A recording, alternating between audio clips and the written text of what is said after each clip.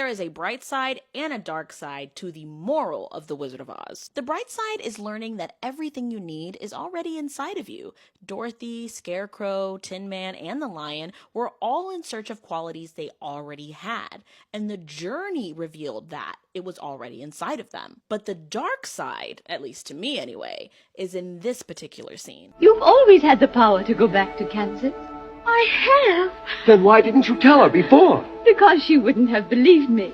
She had to learn it for herself. What have you learned, Dorothy?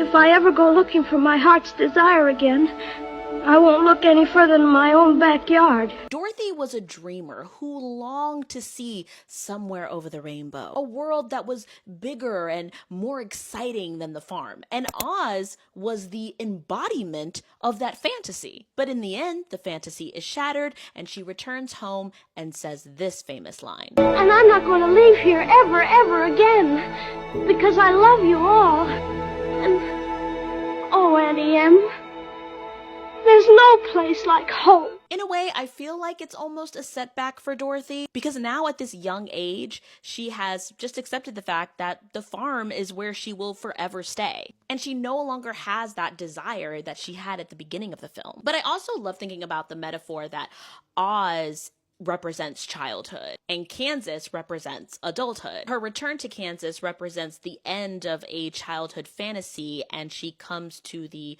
harsh, real reality of the real world. Because it's not like Kansas changed at all. It would be different if the film started off like it already does in black and white, and when she returns to Kansas, it's colorful. But no, she goes from black and white to colorful Oz, back to black and white, because real life is harsh and it's not a colorful fantasy land. Either way you look at it, bright side or dark side, The Wizard of Oz is a brilliant story. And I'm not saying she should have stayed in Oz, because we all know Oz got problems. I just thought it was interesting to look at it from both sides.